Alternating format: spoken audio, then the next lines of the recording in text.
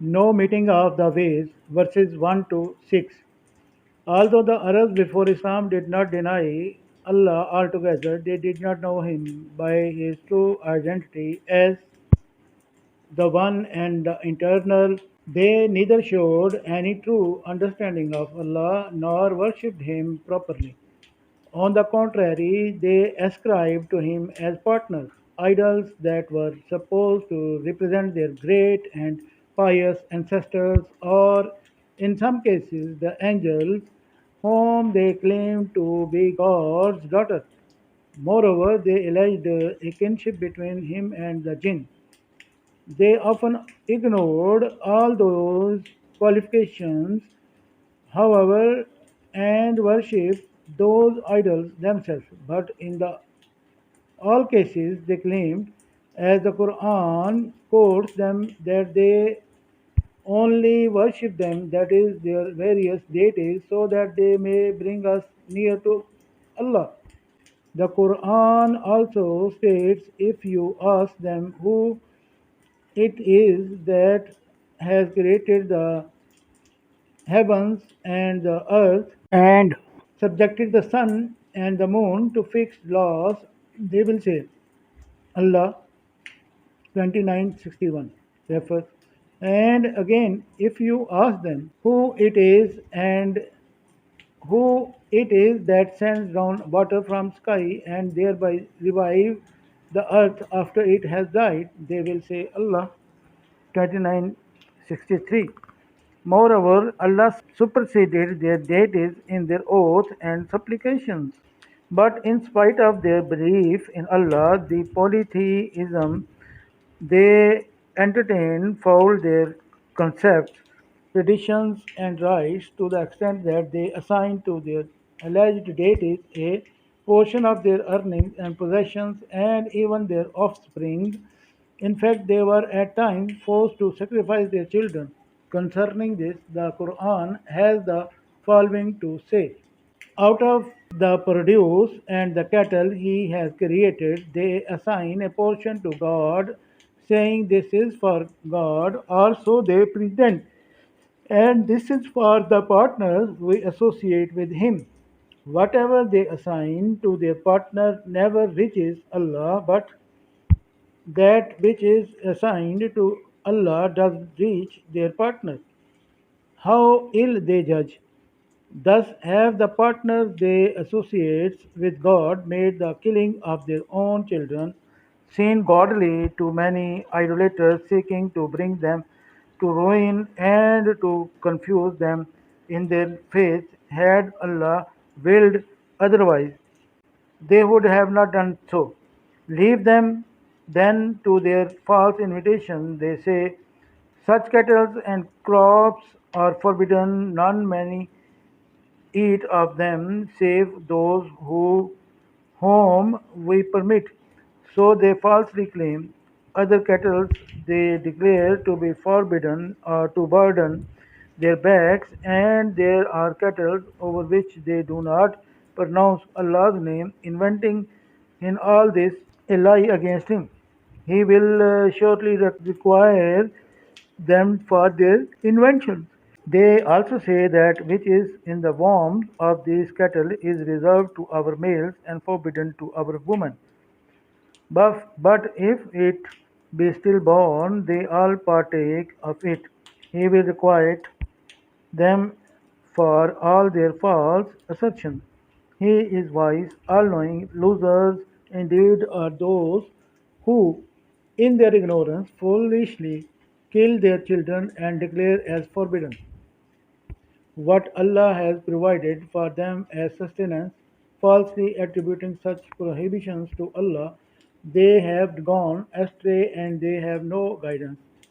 6136 to 140. The Arabs were also convinced that they were the followers of the religion of Abraham and that they were better guided than the people of earlier revelations, that is, the Jews and Christians inhabiting the Arabian Peninsula at that time. The Jewish and Christians preached respectively that Uzair and Jesus were the sons of God, whereas they, the Arabs, worshipped angels and jinn, the true offspring of God according to them. Their belief, they maintained, was more logical and more conceivable than that of Christians and Jews. Nonetheless, all were forms of idolatry. When Muhammad ﷺ declared his religion to be that of Abraham, they argued that there was no reason for them to forsake their beliefs and follow Muhammad ﷺ's instead, since they too were of the same religion. In the meantime, they sought a sort of compromise with him, proposing that he should prostrate himself before their deities in return for their prostration to his God, and that he should cease denouncing their deities and their manner of worship in reciprocation for whatever he demanded of them. This confusion in their concepts, vividly illustrated by their worship of various deities while acknowledging God, was perhaps what led them to believe that the gulf between them and Muhammad ﷺ was not unbridgeable. They thought an agreement was somehow possible by allowing the two camps to coexist in the region and by granting him some personal concessions. To clear up the muddle, to cut all arguments short, and to firmly distinguish between one form of worship and the other, and indeed between one faith and the other, this surah was revealed in such a decisive, assertive tone. It was revealed in this manner to demarcate monotheism, that is Tawheed, from polytheism, that is Shirk, and to establish a true criterion, allowing no further wrangling or vain argument. Say, unbelievers, I do not worship what you worship, nor do you worship what I worship. I shall never worship what you worship, nor you will ever worship what I worship. You have your own religion and I have mine. Verses 1 to 6 of Al-Kafirun. Following one form of negation, assertion, and emphasis after another, the surah sets its message in absolute clarity. It starts with the word say, which denotes a clear divine order, stressing the fact that the whole affair of religion belongs exclusively to Allah. Nothing of it belongs to Muhammad ﷺ himself. Moreover, it implies that God is the only one to order and decide, address them, Muhammad ﷺ, by their actual and true identity. Say, unbelievers, verse 1. They follow no prescribed religion, nor do they believe in you. No meeting points exist between you and them anywhere. Thus, the beginning of the surah brings to mind the reality of difference which cannot be ignored or overlooked. I do not worship what you worship is the statement affirmed by I shall never worship what you worship. Similarly, nor do you worship what I worship is repeated for added emphasis and in order to eliminate any doubt or all doubt or misinterpretation. Finally, the whole argument is summed up in the last verse. You have your own religion and I have mine, meaning that you unbelievers and I, Muhammad ﷺ, are very far apart without any bridge to connect us. This is the complete distinction and a precise, intelligible demarcation. Such an attitude was essential then in order to expose the fundamental discrepancies in the essence, source, and concepts of the two beliefs, that is, between monotheism and polytheism. Faith and unbelief. Faith is the way of life which directs man and the whole world towards Allah alone and determines for him the source of his religion, laws, values, criteria, ethics, and morality. That source is Allah. Thus, life proceeds for the believer devoid of any form of idolatry. Idolatry, on the other hand, is the opposite of faith. The two never meet. On the whole, the distinction we are dealing with here is indispensable both for those who call on people to accept Islam and the people themselves, because Jahiliyyah concepts are often mixed with those of Islam in those societies which previously followed the Islamic way of life but have later deviated from it.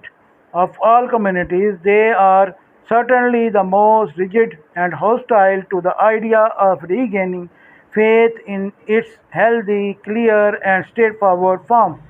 Certainly more so than those who have not known Islam originally. They take it for granted that they are righteous while they grow more and more perverse. The existence of noble beliefs and thoughts in those societies, albeit mixed with base ones, may tempt the advocate of the Islamic system to hope for their quick return, thinking he may be able to strengthen such good aspects and rightly correct undesirable features. Such temptation is, however, dangerously misleading. Jahiliyyah and Islam are two totally different entities, separated by a wide gulf.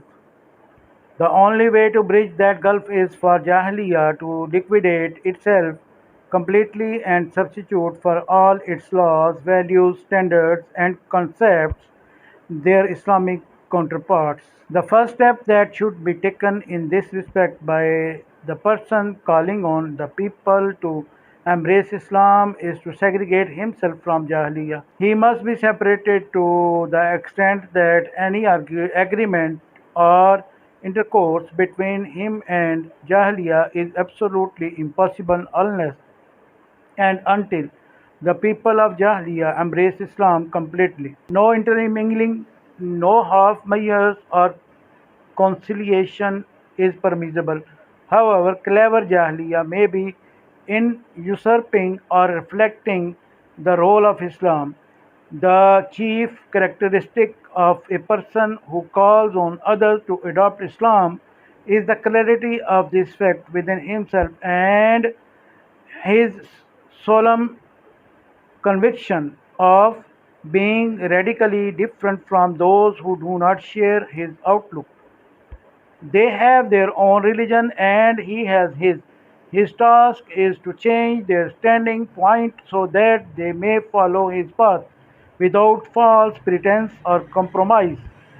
Failing this, he must withdraw, completely detach himself from their life and openly declare to them, "You have your own religion and I have mine." Verse 6.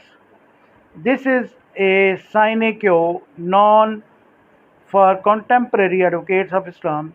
They badly need to realize that they are calling for Islam today in entirely new Jahiliyyah surroundings amongst ex-Muslim people whose hearts have grown harder and whose beliefs have deteriorated considerably. They need to understand that there is no room for short-term or half-baked solution, compromises or partial redemption or adjustment, and that their call is for a uniquely distinguished Islam. In contrast to such people's conception, they must face these people bravely and put it to them explicitly. You have your own religion and you have ours. Our religion is based on absolute monotheism, whose concepts, values, beliefs, and laws cover all aspects of human life and are all received from Allah and no one else. Without this basic separation, confusion, double dealing, doubt, and distortion will certainly persist. And let it be clear, in our minds here that the movement advocating Islam can never be constructed on any ambiguous or feeble foundations but has to be built upon firmness, explicitness, frankness, and fortitude as embodied in Allah's instruction to us to declare, "You have your own religion and I have mine." Verse 6. Such was the way adopted by the Islamic message in early days.